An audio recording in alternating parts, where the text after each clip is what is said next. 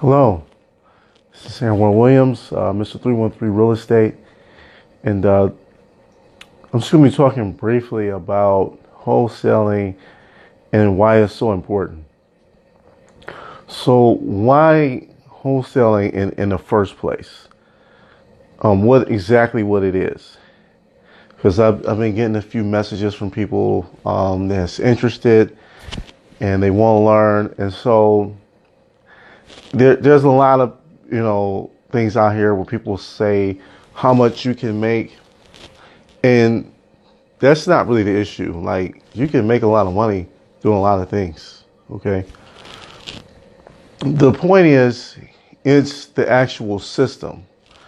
I think wholesaling is important because it's something that you can do if you're already working a job and it's not a lot of overhead to begin with.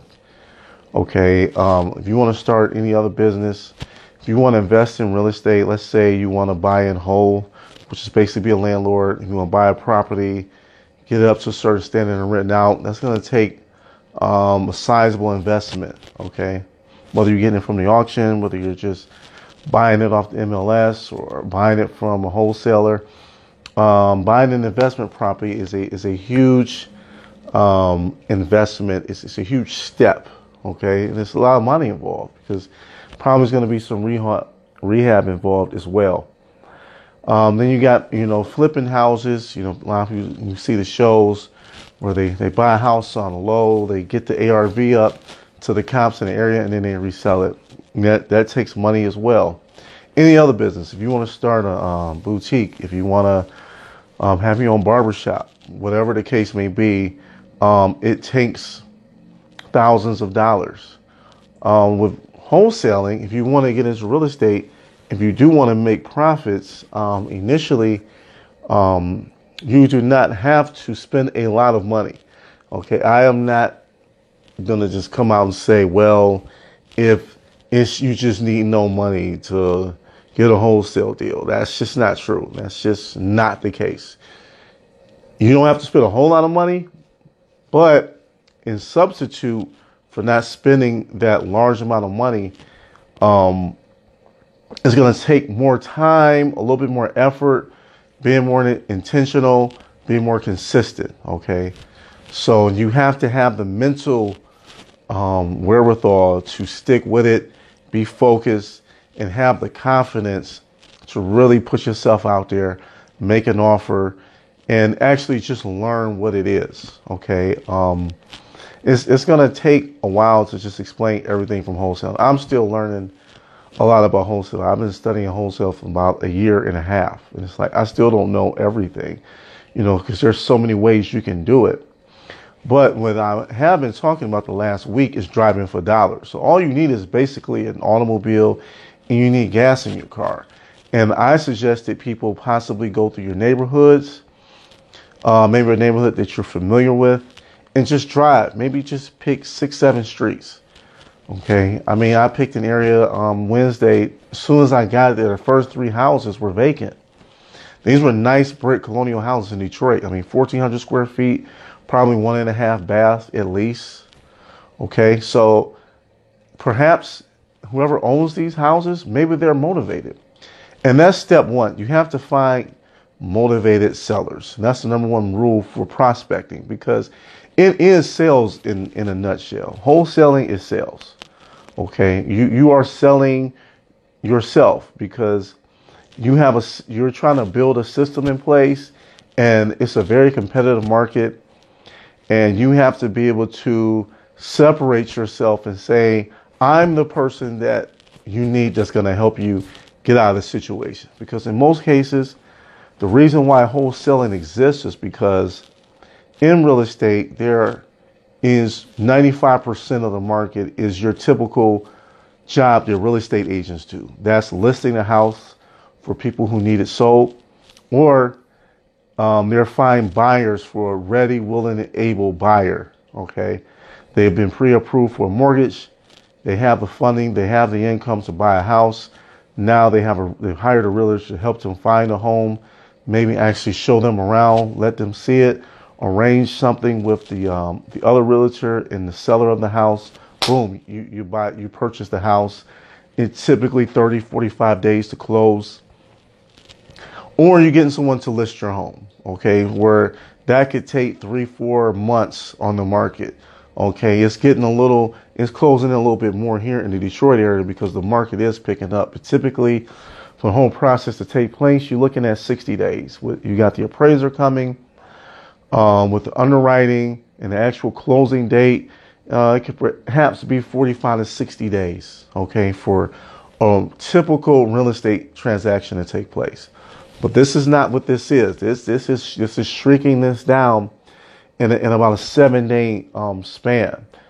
And this is why, because you have thousands and thousands of investors out here, not just from the Detroit area, not just the United States, but all over the world, Taiwan, China, India, Eastern Europe, Switzerland, Norway, England, wherever you can think of. There's people, especially in the Detroit area, that's looking to invest and buy properties.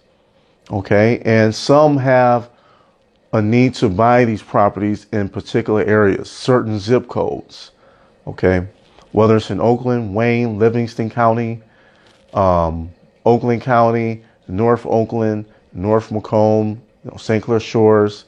Okay. So let's say, for instance, you have an investor, he wants to buy St. Clair Shores. That's his thing. He only buys St. Clair Shores property. So guess what?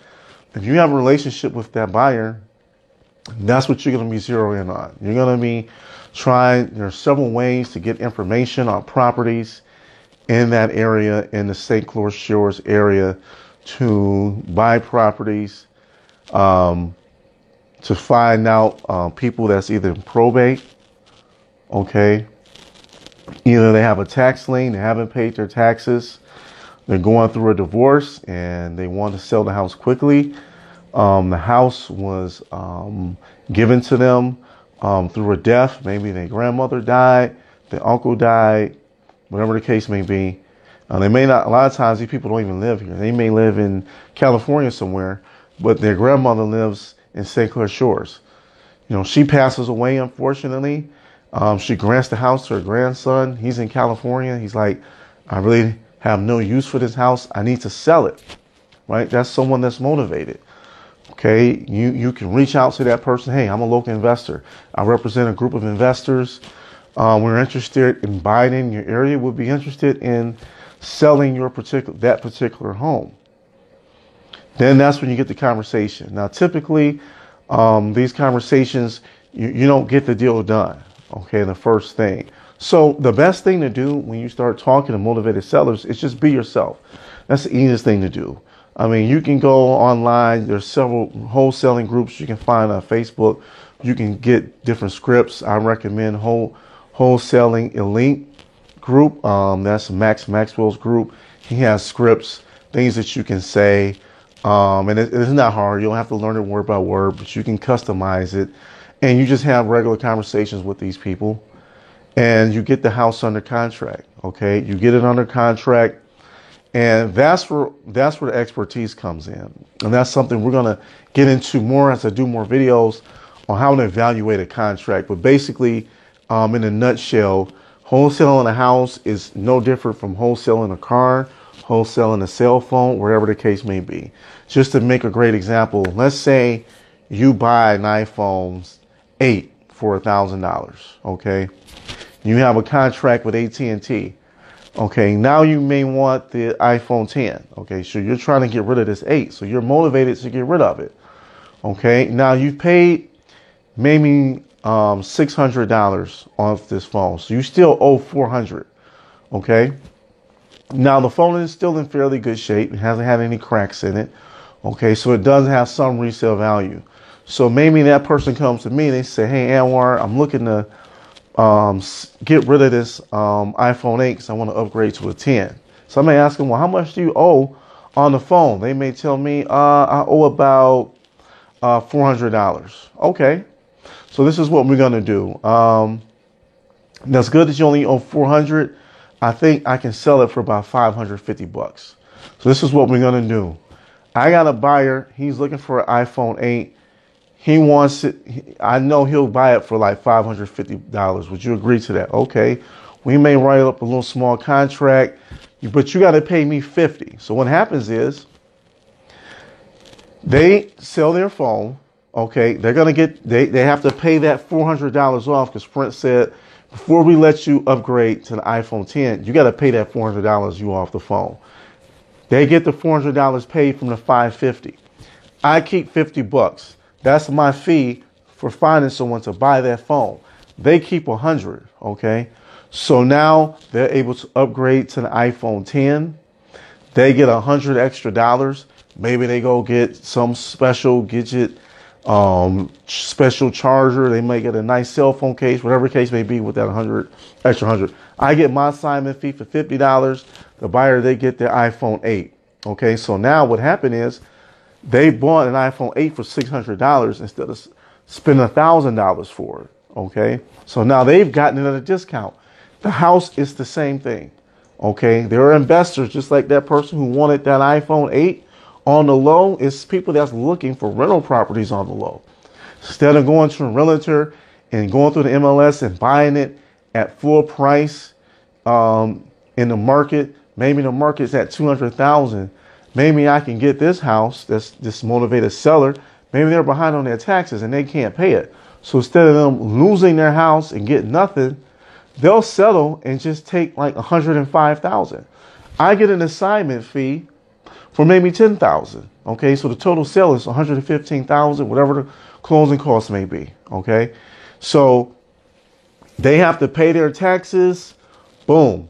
And whatever's left over, they keep that. I get my assignment fee. The investor, they get their house at a marketable discount. Now they have what's called equity in their house, okay? Because they got a house for $115,000, all right, and some change, but it's worth $200,000. That means they got about $80-some thousand in equity. So they have enough room to maybe do some rehab, do some upgrades, so they can flip the house themselves, make an extra $80,000, or they can get a nice return on their investment. Maybe the rents are going for $1,200 a month in that area, and they can rent it out for the next 5 years, and they can do it that way. Okay, so it's very simple. All right, so the thing is finding motivated sellers. So the next video, that's what we're going to be talking about. Some of the things that you can do to get motivated sellers. Then after that, we'll talk about evaluating deals, qualifying those motivated sellers, and then we'll talk about how to find buyers, how to network, how to reach out to people that's actually looking for the properties. So stay tuned.